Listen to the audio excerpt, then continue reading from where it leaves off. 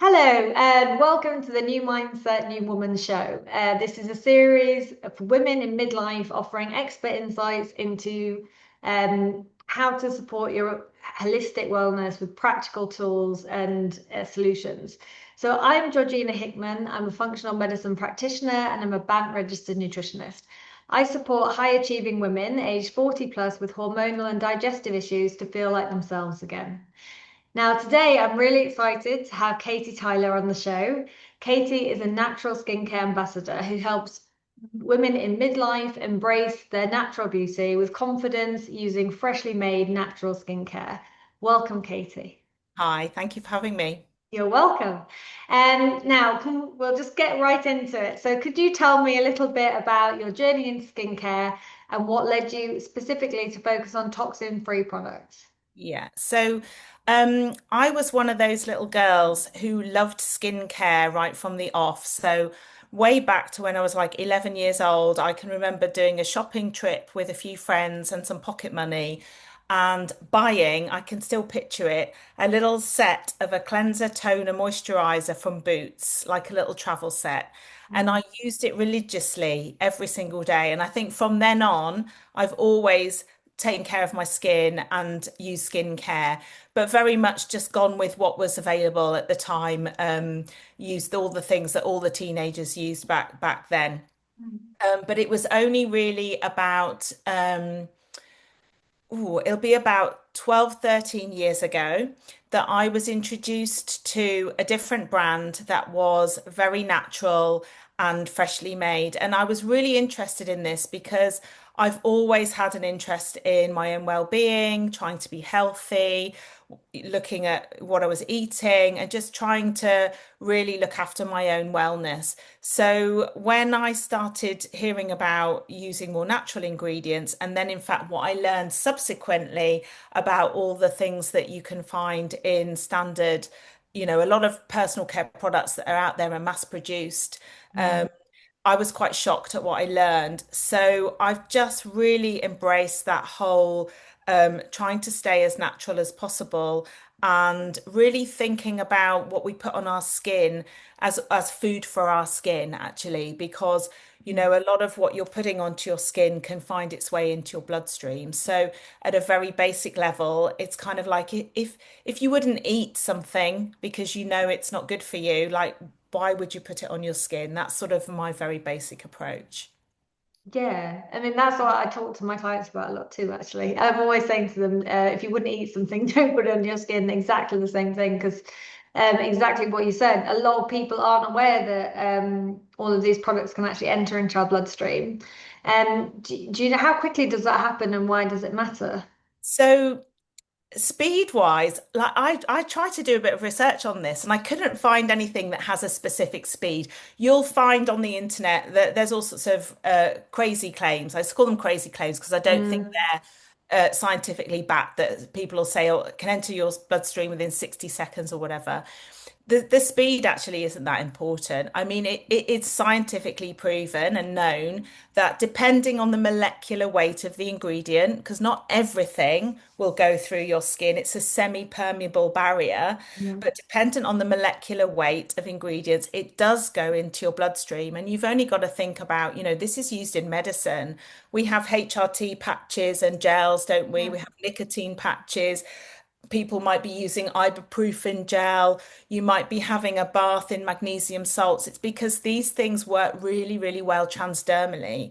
So what Mm. people don't realize is without even meaning to, you will be absorbing some things into your system whenever you're using, a body lotion or a sun cream or whatever. So to me, it makes sense to have a bit of awareness about what's in your products so that you're making an informed choice.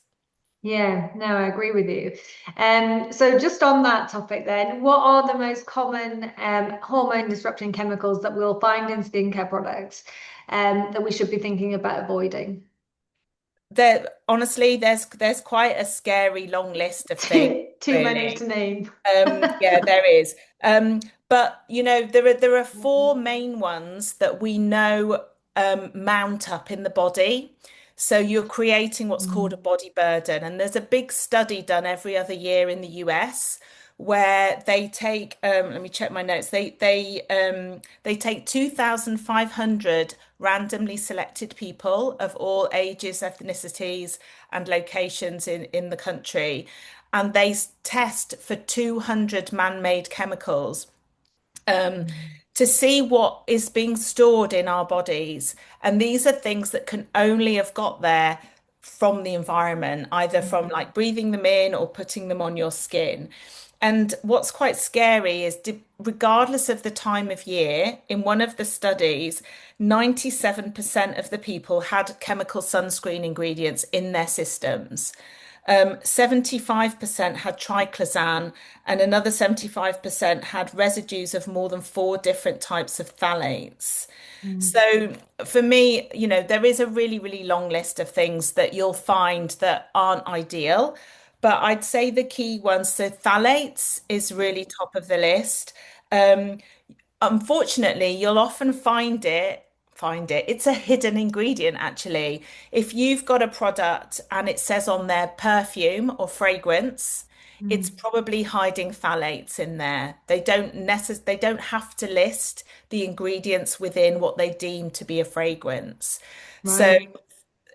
you might see phthalates on the list, avoid it, but basically anything that says fragrance or parfum, I would, be watching out for that as well. It's a way of them hiding lots of nasties.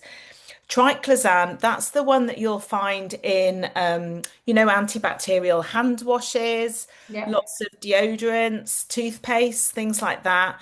That's an endocrine disruptor as well. Mm. Um, so that's one to avoid. Parabens, most people these days know about parabens and would say, oh, yeah, I'd avoid parabens. And actually, parabens are pretty much banned, I think, in the EU now. But what's happened that you need to watch out for is um, the big manufacturers have replaced their use of parabens with something that I can't pronounce, but we'll shorten it to MI. I can try it. Methyl isothiazolinone Right. Okay. or Yeah. MI. Bit of a mouthful. It does the same thing as parabens did. Mhm. It's a preservative basically. But it's another nasty ingredient. And in fact, it's been banned in the EU from leave-on products, but it is still abundant in wash-off products. Right. I see. Okay. And Yeah. so it's really interesting this that as the years go by, more and more of these ingredients are getting banned in the EU. We're actually way ahead of the States. The States have lots of these things that they don't ban, and Yeah. the EU and Europe has banned a lot more of them.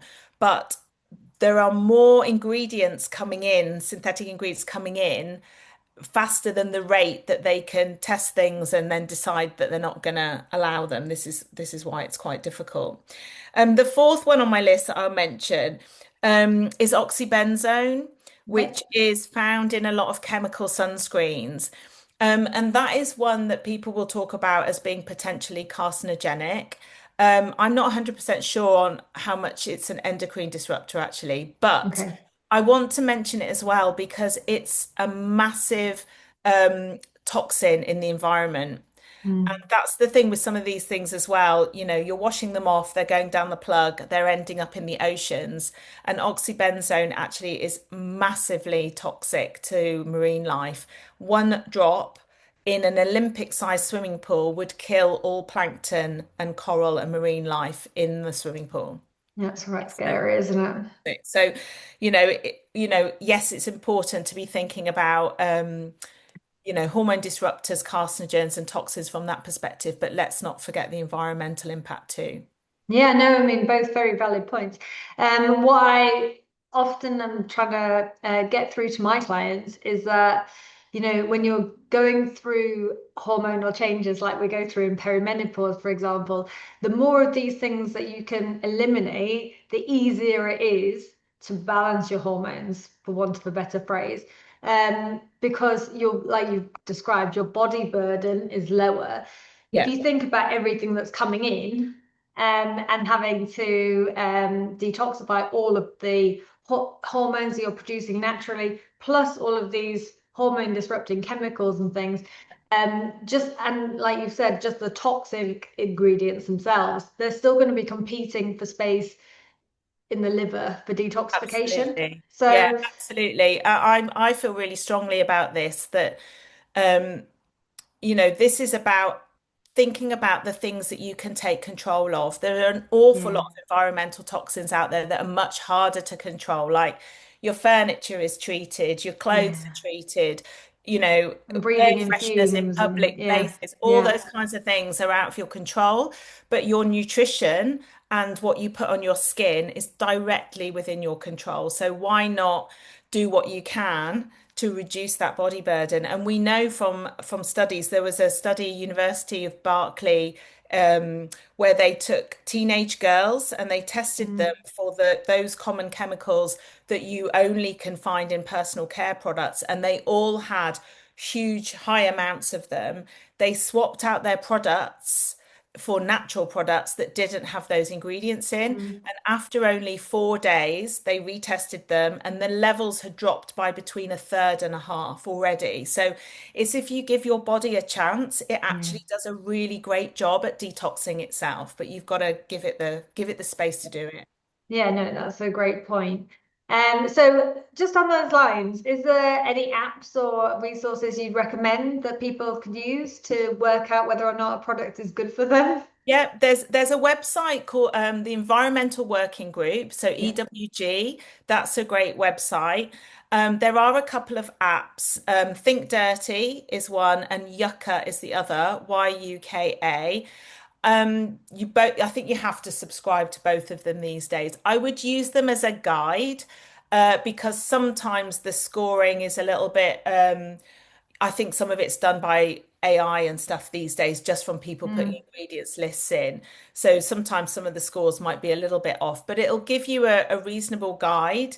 Um, and it will allow you to access ingredients lists mainly. I think get used to reading ingredients lists. yeah. And if you can't access ingredients for something, you have to ask yourself why. Like, why isn't it transparent about what it is? Don't just go by headlines because, on bottles, on personal care products, the headlines are the marketing speak. And unfortunately, it's an unregulated industry.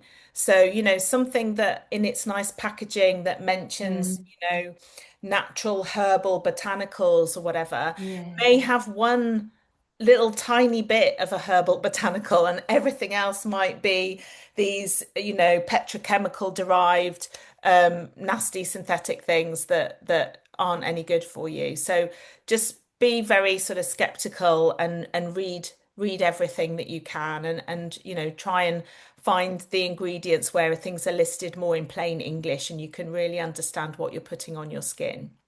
Yeah, I mean, it's so difficult when you've got unregulated industries like this, isn't it? Because we have the same thing with supplements, and I have to warn people to be very careful with supplements because a lot of the time it's probably very similar in terms of the cheapest sort of supplements that are out there that have a lot of marketing spiel behind them. They're not necessarily the best ones to go for, and they may not have, as you've mentioned, like anything to back up the claims that they make or any studies or research to show that they've actually got the ingredients that they say they've got in them. Yes, So it's one of those things people just need to be so careful of. absolutely. Because obviously you're thinking you're doing the right thing maybe by using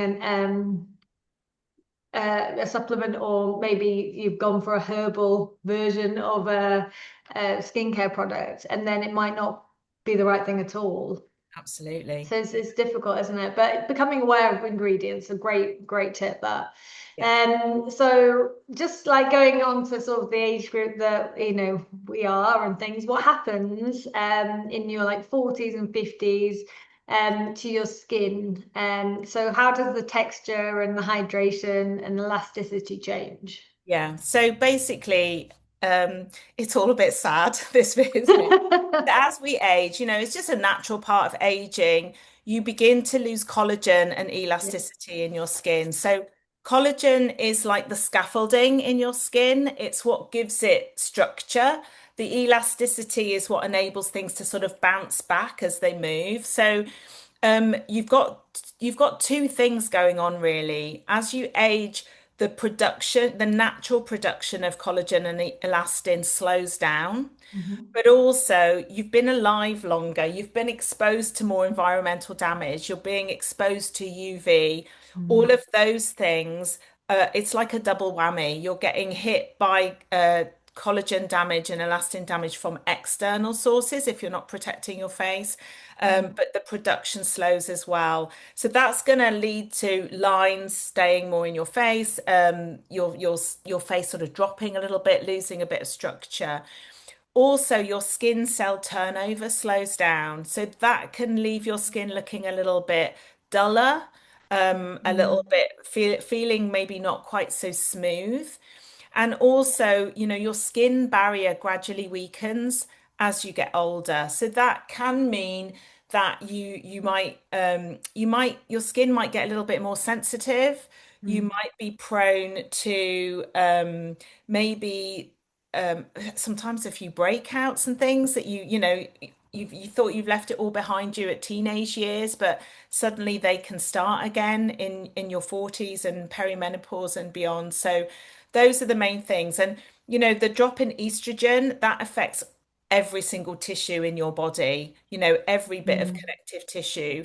So that's affecting your face as well. It's all affecting how well you can hang on to hydration. So your skin is going to feel drier, or may feel drier, which kind of compounds everything else as well. It does, doesn't it? So what we're talking about is you have to be very careful about what you're putting on your skin, but you really need to make sure you're putting something on your skin to try and combat all of these elasticity and hydration issues that we're probably going to experience.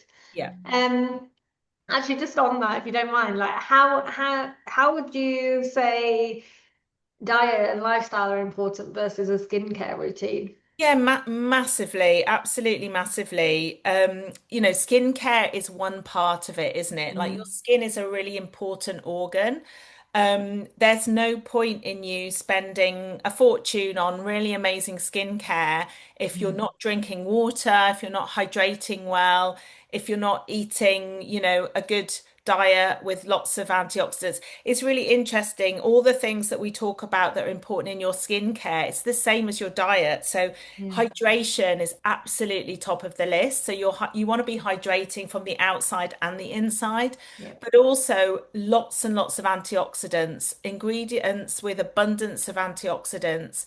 So the Mm. same as, we talk about eat the rainbow, it's the same for your skin. You want to be feeding your skin with products that have lots and lots of antioxidants because it's all of that sort of thing that help combat the environmental The damage. So oxidative the free stress. radicals Yeah. and all of that. Yeah, yeah, Yeah. Okay, great. So we can approach it from two angles. definitely. Yeah, definitely. And this is a big thing of mine, actually. I'm so very passionate about helping people understand about skincare and sun care, like as Yeah, in sun creams and the nasty things we can find in a lot of sunscreens, which yeah, obviously we're trying to do the right thing, aren't we, when we apply sun lotion? yes. And and we do need to have SPF factors in these products, don't we? To protect our skin from sun damage, but they can contain a lot of nasty things, can't they?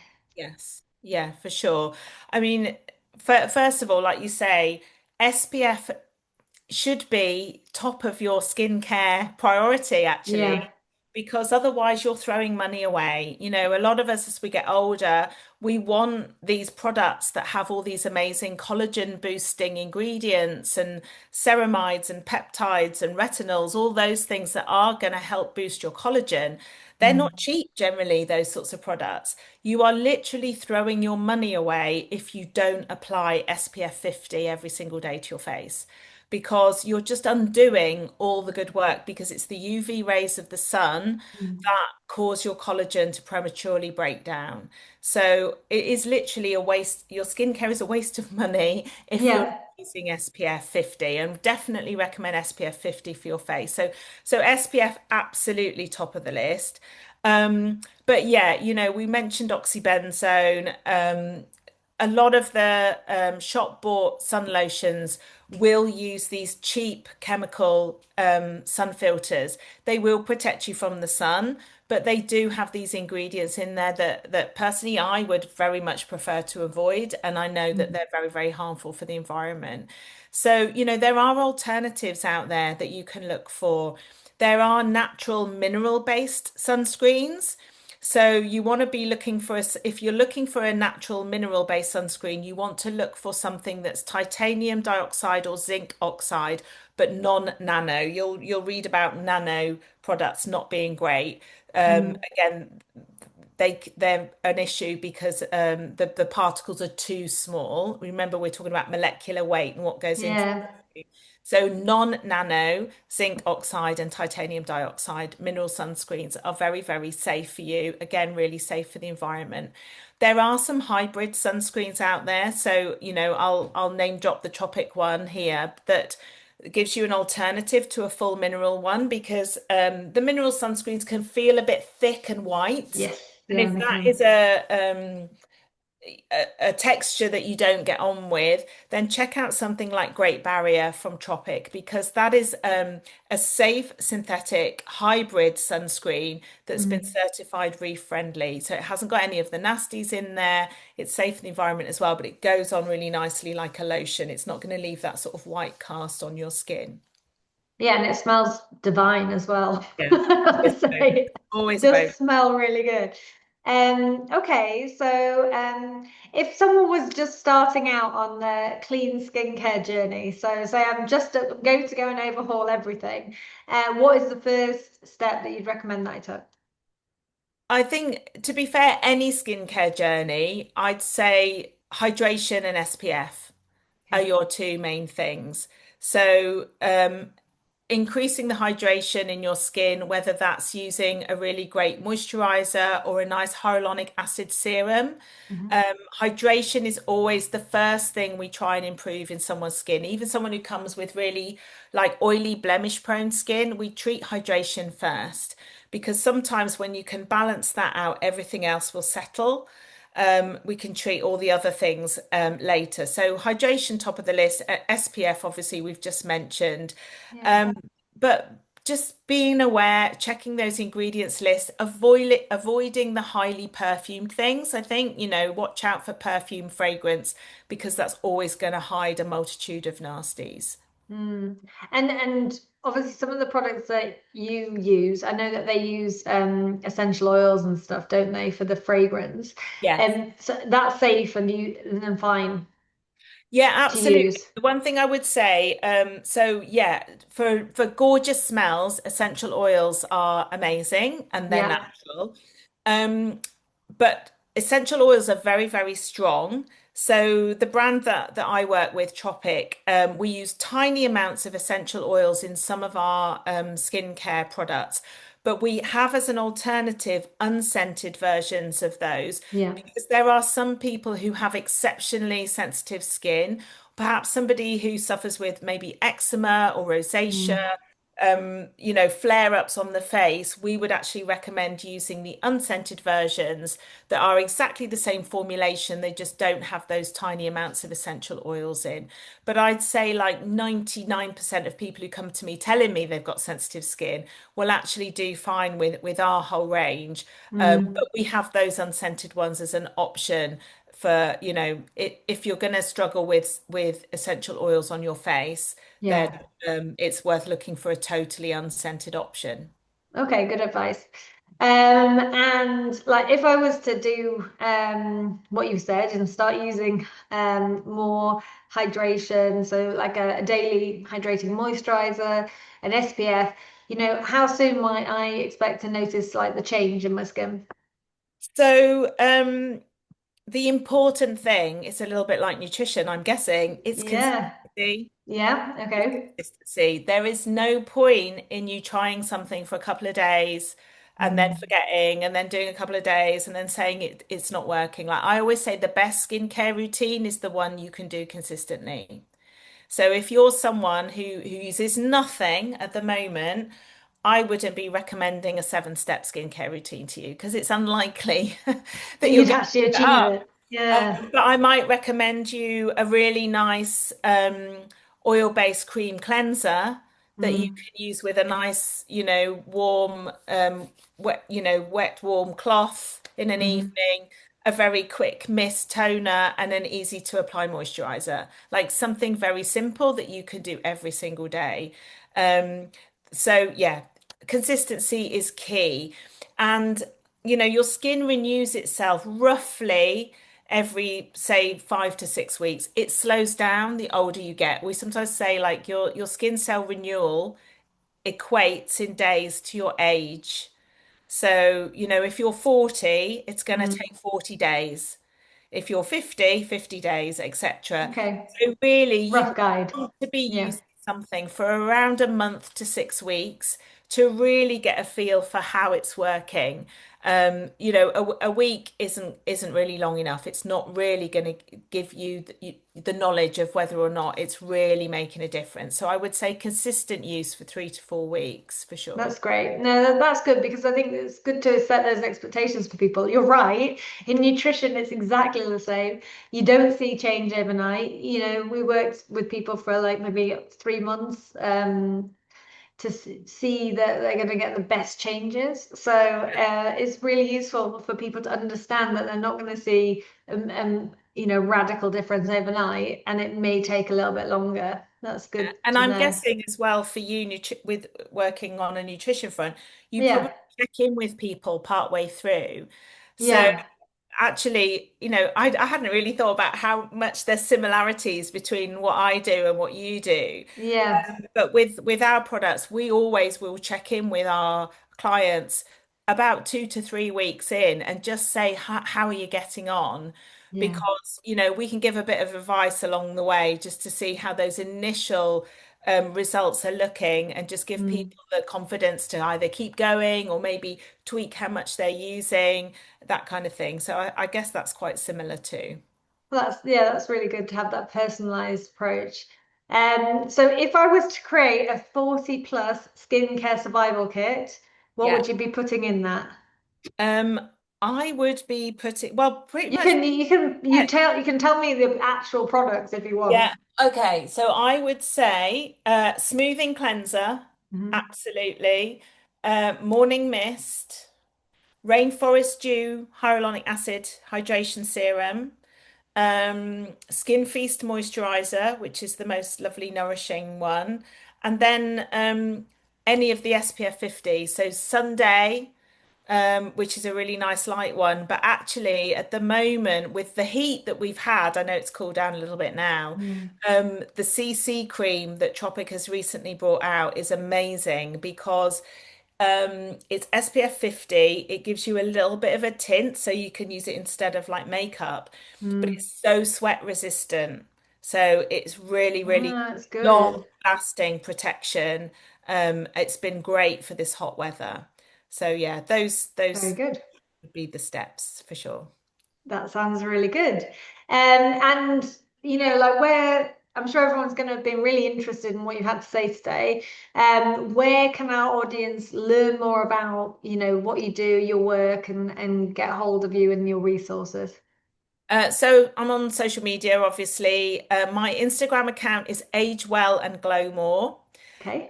You'll find me on Facebook if you search Tropic Katie, spelled Kati. I'm sure I'll Mhm. crop up there. I do have actually like a well-being group on Facebook as well that people can join, which is called Our Fabulous Life. And Okay. that isn't just skincare focused. That'll, be sharing all kinds of things to do with, trying to live a healthier life. So that's there as well. I'm on LinkedIn as well. You'll find me in most places. The one place I'm absolutely resisting still is TikTok because I don't think I'm the right generation for No, I TikTok. don't think a lot of my audience are going to be on TikTok either, Katie. And also, I'm just going to point out, I'm going to put all of those in the notes anyway. So Amazing. if people, see the show notes, they will see all your details there.